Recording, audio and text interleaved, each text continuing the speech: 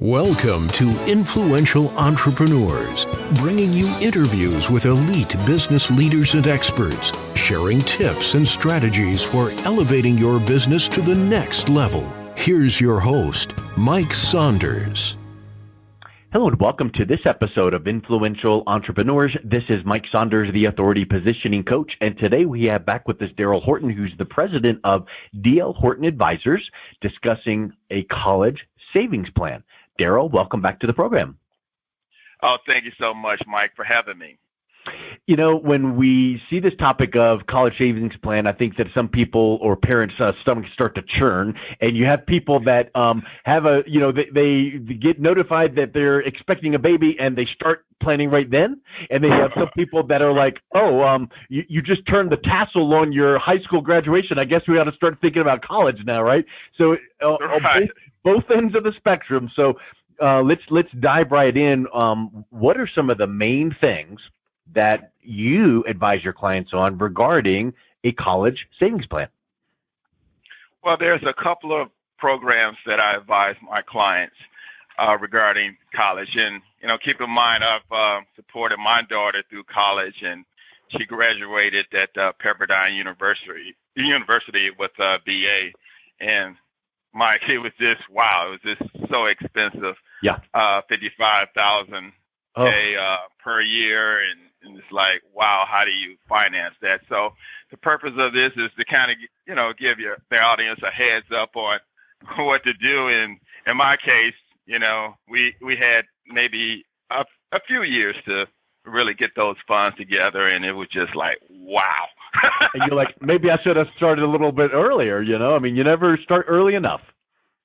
That's right. I mean, as soon as you have your child, you should start savings.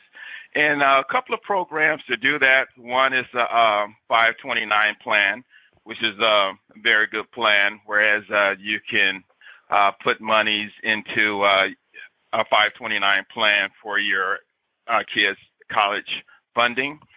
And the good part about that is that you could take it off your taxes, tax deductible, and you can contribute up to $16,000 per year, or either $32,000 per couple. So you can just write that off your taxes, and you can contribute to that yearly, and that will help you out as far as those expensive college tuitions. You know, so there are some advantages and disadvantages of it. I mean, you can fast track that. You can do contributions over a 5-year plan, and you can contribute up to $160,000 for that plan. And it's also, you can deduct $2,500 off your student loan interest. So, you know, so those are some good benefits for that plan. However, some of the drawbacks of that may be, well, what if your kid get a full scholarship? You know, and a lot of athletes and just brilliant students are getting that.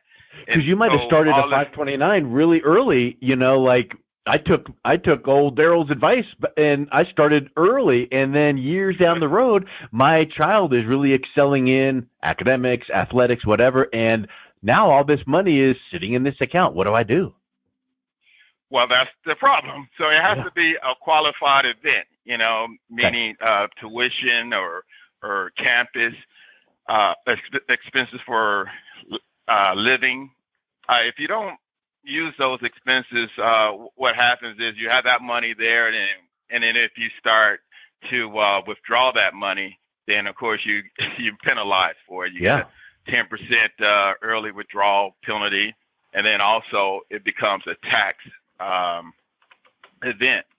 So those are some of the drawbacks that my clients go through. Like, hey, we did the right thing, but you know, what do we do with all this finance? You know, and now we have to pay taxes and on this funding and so forth and so on. And so it can be. It's not for everyone, but it can help. It definitely can help out your students. And with that being said, there are a phase out as far as the IRS is concerned. Well, if you make over $175,000 per year, which a lot of my clients do, then you don't qualify for that tax deduction. Wow. So, yeah. So I mean, let's even pause right there, because I think a lot of people hear that, and I see the TV commercials, 529, good. And you've touched on a couple of the benefits, but knowing your own personal situation, working with someone like Daryl, he can advise you and say, listen, you told me you made X and it's well over the limit here. So the tax deductible, while that sounds fine and dandy, you're not going to get that benefit. And what if your child, now, we never know, your child's 8, 10, whatever, we don't know if they're going to get scholarship, but some of these parents, you see these TV shows and these reality shows, and it's like they devote their whole life into making my student the next whatever, Tom Brady or whatever the case is. So if you feel like maybe there's a chance for scholarship, maybe possibly a 529 is not the best choice for you. Exactly. And now what life insurance plays in this is that it's a win-win situation with life insurance. And a lot of my clients are aware of this, and many of them aren't. So if you were to do the same amount of contributions to a life insurance plan, that you would have well over 50,000 or 100,000 or a couple of 100,000 worth of cash value in your child's insurance policy. And the thing about it, advantages of it is that, okay, well, my kid is just super brilliant, an outstanding athlete, full ride through college. Now, hey, I put the monies in an insurance plan, so now I have cash value to do with it whatever I see fit to do with it. You know, in my case with my daughter, going to school in Pepperdine, and it was a point that she needed a car, right? And at the time, and kids need automobiles and or other things and food and groceries and so forth. So there are still expenses, even if your kid get a full scholarship. You know, so what you could do with a life insurance policy is, boom, you need a car, transportation, no problem, boom. You just pull it out your cash, pull it out your insurance policy, and there's the funds for. And now is that considered, like you were saying before, is that considered a tax event where now you got the IRS knocking on your door going, you better pay taxes on that?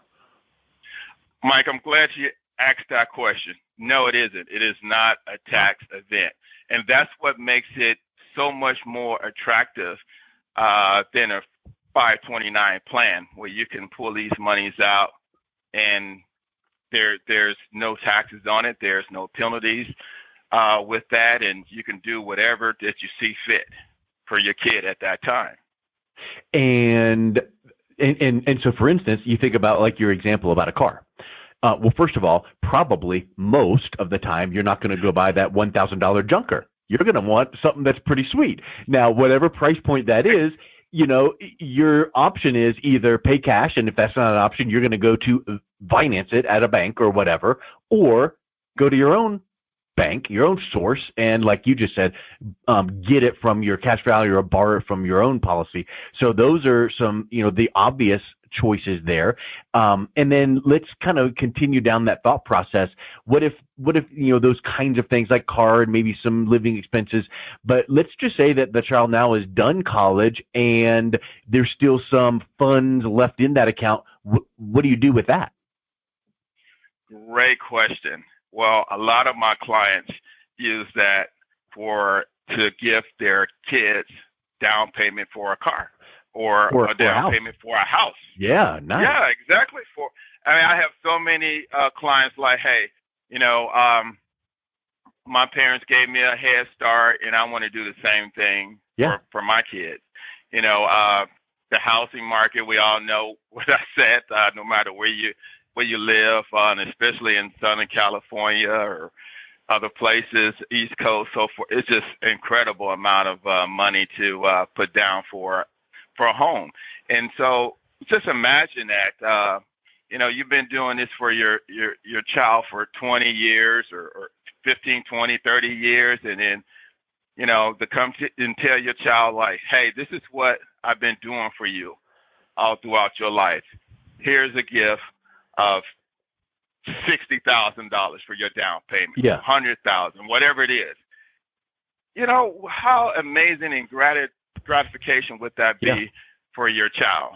To get that head start now, that's the quickest way to wealth is property. Now I have a home, and you helped me start it. Yeah. And just imagine that. Okay, then also wedding, right? Oh my word! Yeah, don't get me started. I have a daughter, so hey, I'm just like, okay. Let me tell you this. I've got 3 daughters, so let's not even start talking. And they're 19, 21, and 23. So I've got those wedding bells ringing in the back of my head. So you're right, brother. Doesn't the word legacy start coming into clarity here? You're planning on things way back in the day for college, and maybe you needed this life insurance policy contract for college, good, but you're building that legacy. And one of the biggest gifts we can give our kids as a parent is that head start, foot in the right direction, legacy into life, because I don't want them to be a statistic like I read in the news about, the average college student has $1 trillion in student loans. I don't want that. So you're not just going, I have this financial vehicle called this life insurance contract. I can teach you how to use it creatively really well, but you're actually giving a gift to your clients to help them give a gift to their family in many capacities in the form of a legacy. Exactly, Mike. It's just so great to have this asset and this tax-free asset. To give over to your kids and use it for yourself, because the bottom line with life insurance is like, what's in it for me? Everybody wants to know what's in it for me. Why should I do this, right? Well, it makes great sense as far as leaving a legacy. It makes great sense as far as taxes is concerned. And, it's just the right thing to do. I mean, at some point in time, we all go through transitions, and we all, going to get called to the good Lord, and there's after benefits, and then there's living benefits now. So what you do now is like, hey, okay, weddings now are $50,000, $150,000 or more easily for a wedding. So are you going to, pull out from your savings, your 401k, or leverage your real estate to pay for all this when you have this vehicle, this life insurance vehicle that can pay for all that? You just pull that cash value out. Your account is still getting credited 5% or 10% to your principal. Yeah. This is just a win-win situation. I'm just thankful for you that you've given me the platform to share this, because no one shared it with me. I had to go through the hard way, right? Figure it out. Well, it reminds me what you just said about the old saying, it's a hot day. I sure wish I had some shade tree here. And the best time to have planted it was 30 years ago, so that right now I could have a shade tree. Well, guess when the next best time to have planted a tree? Now. So someone might be listening to this going, this is all new to me, and man, I've lost 5-10 years because I could have done this a long time ago. Well, the next best time to start this is now. So get with Daryl. Now. But it makes me think of something here, Daryl, and this is where I want to kind of, maybe wrap up this thought process is I think a lot of people hear the word life insurance and they think of old school and like, oh, don't get insurance. You don't need it because, well, you brought up a word that I want to tie into, which is, you talk about the death benefit. That's what you need insurance for, right? Well, yeah, sure. Right. But maybe these things that you're mentioning are really powerful living benefits. So talk about some of the misconceptions people have of life insurance and where you can show them the benefits. Well, Mike, people think life insurance, I got to be dead. No, it's living. It's living benefits. Why wait till you passed on? Yeah, you want to leave a nice legacy, financial legacy for your family. However, you use these benefits. So some of the benefits is, what we talked about is tax-free. There's a tax-free death benefit, staying out of probate, right? Where your beneficiaries are clear. Everybody knows what they're going to get, and you don't have to go through the course to get this resolved. It's the insurance companies, whoever your beneficiaries are, boom, this is what it is. It keeps you out of probate. Real simple. Another thing, as far as living benefits, is the lowest interest rates. The lowest insurance rates. That you can get. Right. As we get older, sometimes we develop chronic illnesses and diabetes or lupus or other things, and these are some of the reasons why we want to get life insurance now, so we can make sure that we insurable. Yeah. And then one of the most important things, again, is leveraging your portfolio, by having a tax-free asset like life insurance. I mean, I don't know if you've ever been divorced or if you go through a divorce, and the first thing, one of the things that the attorneys are asking for, what's your assets, right? Yeah. And life insurance is one of the assets, and then you can transfer ownership of this asset. You can, transfer it to a spouse, or you can transfer it to a grandparent, your parents, or a child. So it's transferable in many ways, these assets. And then far as living, is that you use these assets to leverage your whole portfolio, meaning that if the market is down, okay, the market is down. We know it's up and it's down.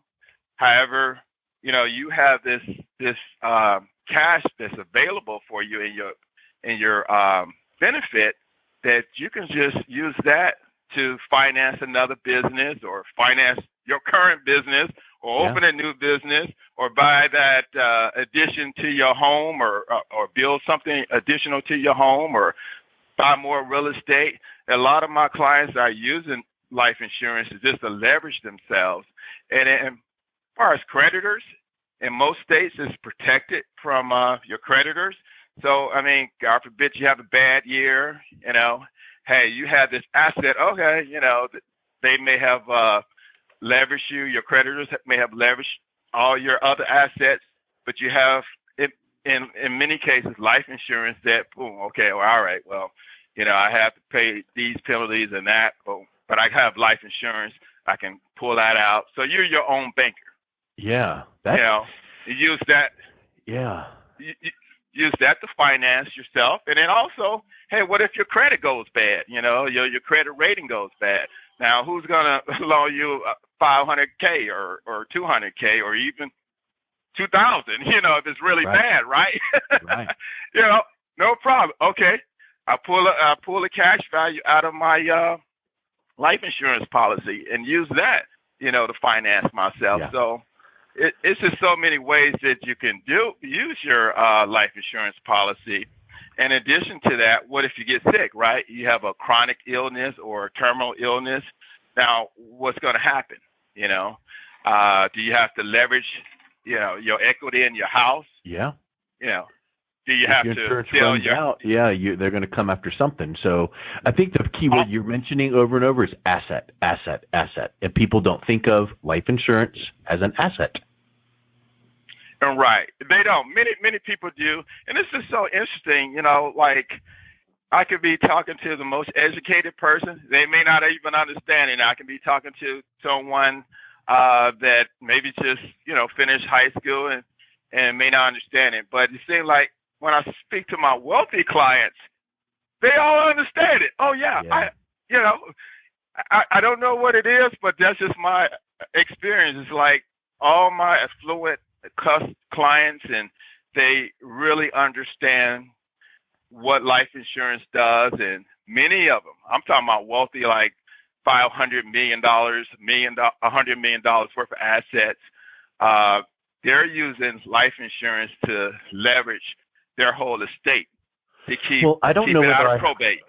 If I heard this from you last time, or whether I just have heard it, reading up in the industry, but isn't it true that life insurance has been used like this for decades and hundreds of years, but large corporations and banks have historically put their money in life insurance contracts, and it's kind of like their little secret weapon there. And so, yeah, affluent people might hear this and go, I get it, but it's not some new thing. It's like, well, if the banks are putting their money in life insurance for protected growth, maybe that's a good idea for me as well. Exactly, Mike. That is 100% true. Banks and other large industries, and especially business owners and corporations are using life insurance. They've been using it for hundreds of years to leverage themselves. And, and it's all about education.